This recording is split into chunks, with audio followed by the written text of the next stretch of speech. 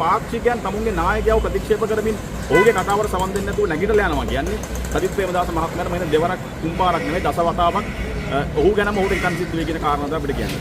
පැහැදිලිවම කියන්න තියෙන කාරණාව තමයි මේ වචන වලට මුවා වෙන්නේ නැතුව හරියට කෙලින් හිටගෙන මේ මිනිස්සුන්ට දඬුවම් දෙන්න කියන කාරණාව තමයි අපිට කියන්න තියෙන්නේ. මොකද මේක ඇතුලේ මේ හාල් ගෙන්වීම ඇතුලේ වෙන්න පුළුවන්, විදුලි මාෆියාව ඇතුලේ වෙන්න පුළුවන්, ගල්ලංගුරු වංචාව ඇතුලේ වෙන්න පුළුවන්. මේ කියන මෙකී නොකී මේ සියලු කාරණා සම්බන්ධයෙන් රාජ්‍ය භාණ්ඩාගාරයට තමයි ප්‍රහාරය එල්ල වුණේ. ඒ රාජ්‍ය භාණ්ඩාගාරයට ප්‍රහාරය එල්ල වෙනකොට ඒ සම්බන්ධයෙන් ප්‍රධාන පුරවැසියා විදිහට අනුර කුමාර දිසානායක මහත්මයාට ඒ චෝදනාවෙන් ගැලවෙන්නට බෑ කියන බැංකුව හොරා කියපු රනිල් වික්‍රමසිංහත් එක්ක සජිත් ප්‍රේමදාස මහත්මයාට එකතු වෙන්නට පුළුවන් නම් මෙතනින් එහාට මම හිතන්නේ අනිත් ඕනම කෙනෙක් එක්ක එකතු වෙන්න උට හැකියාවදී අනාගතයේ සමහරට කෙහිලි රාමුක් පැල්ල ඔය කියන ආකාරයේ අනිත් පුද්ගලයන්ුත් ඔය කියන සංවිධානයක් ඇතුළට આવොත් ඔබ පුදුම වෙන්න එපා. ඒ ජරාජීර දේශපාලනය ඇතුලේ වුන් බලය හොයනවා පමණයි. රවිච් ආණ්ඩුවල විකල්ප තමයි අපි ගෙනාවේ. මෛත්‍රීපාල සිරිසේන මහත්මයාට විකල්පයක් විදියට ගෝඨාභය රාජපක්ෂ මහත්මයා ගේනවා.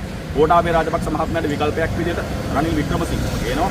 රනිල් වික්‍රමසිංහට විකල්පයක් විදියට අනුර කුමාර දිසානායකව ගේනවා. විකල්ප යන අදහසෙම තියෙන්නේ විකල්පයක්. ඒ කියන්නේ ඔහු කරගෙන ගිය ක්‍රියාවලිය කරගෙන යාම සහ තව පුද්ගලෙක් පත් කර ගැනීම. එහෙමනම් දැන් අපි කියනවා මේ තවදුරටත් මේ රටවල විකල්ප අවශ්‍ය නැහැ. නැතුව නැවතත් මේ කියන විකල්පයකට බලය මාරු කරොත් මේ ආකාරයෙන්ම මේ කාරණා ඉදිරියට යනවා ඇරෙන්නට සෑම පුරවැසියෙක්ම සෑම ගෞරවාන්විත නිලධාරියෙක්ම සෑම වෘත්තිකයෙක්ම ඇවිල්ලා මේ රට වෙනුවෙන් පෙරසිටින්න කියන ආරාධනාව අපිට කරන්න තියෙන. මොකද එහෙම පෙර ආණ්ඩුවල සිද්ධ වුණේ වංචාවක්, දැන් වෙලා තියෙන අත්තරත්තා.